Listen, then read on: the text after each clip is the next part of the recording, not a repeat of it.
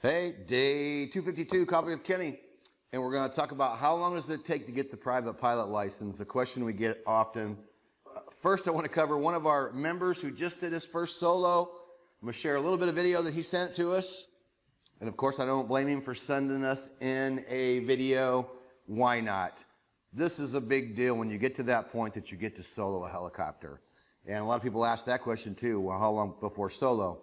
Usually there's a minimum of 20 hours by most insurance carriers and by Robinson Helicopter.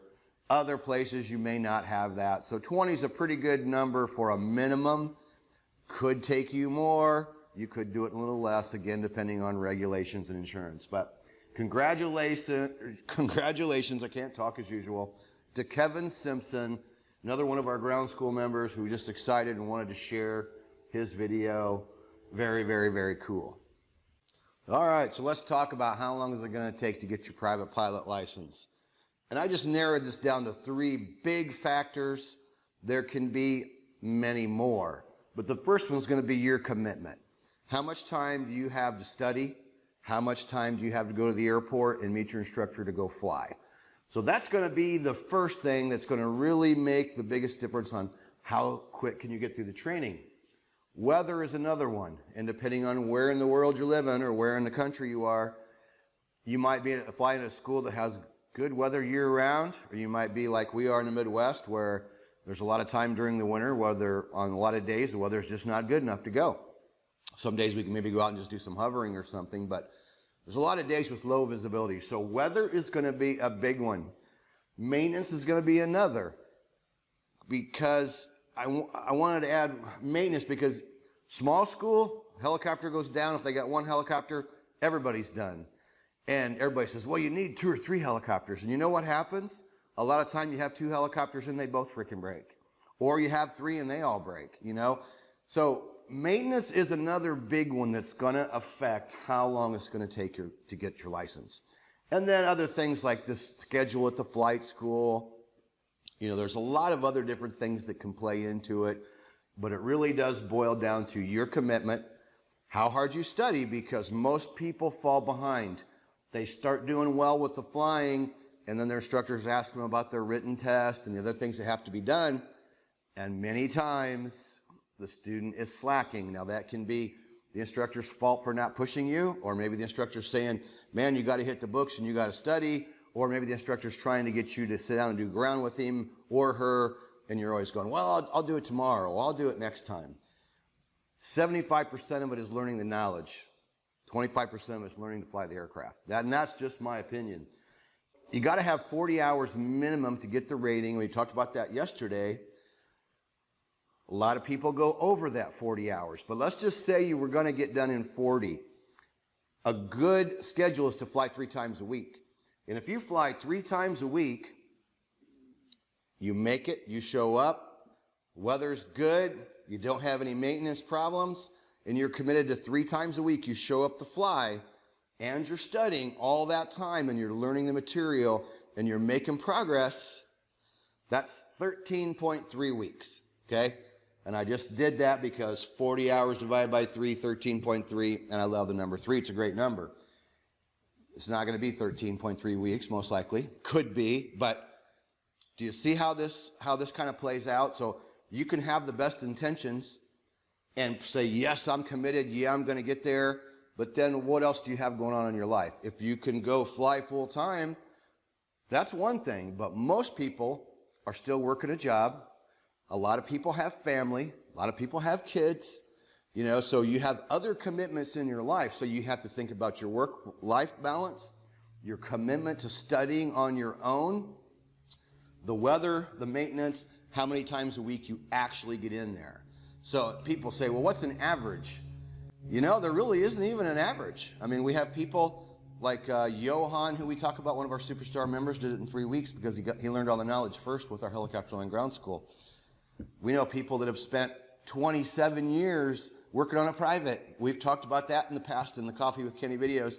We have a member who failed his test 27 years ago, and he bought helicopter land ground school, brushed up his knowledge, got with an instructor, got current in the helicopter, and took his pink slip back and got his license 27 years later.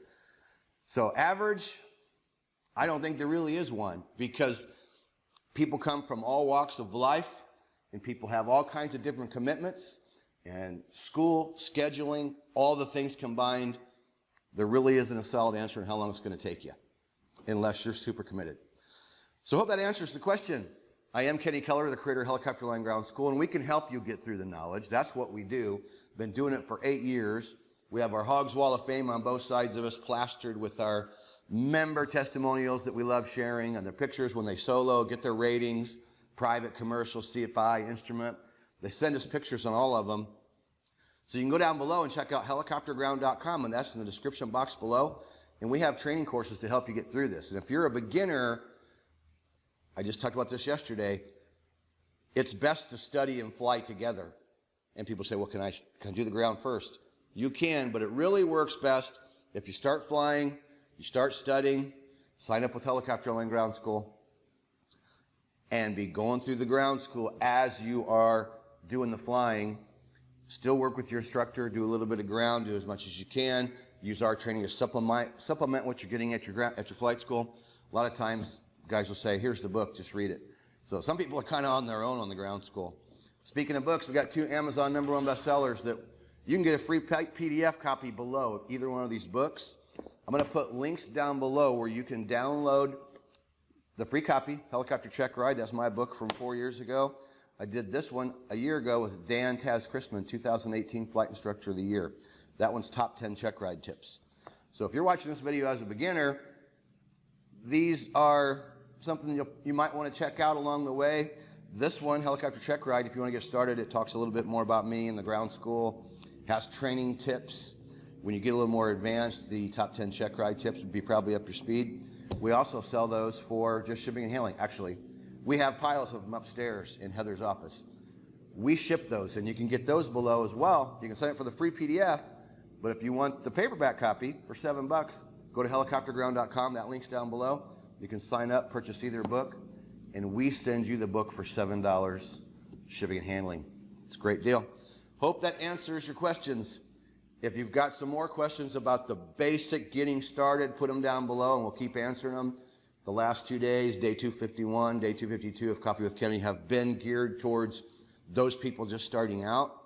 A lot of these videos we do daily, a lot of them are geared more towards people that are flying and already have some time on their belt. Not every video, but a lot of our content, a lot of our stuff is people who are already flying.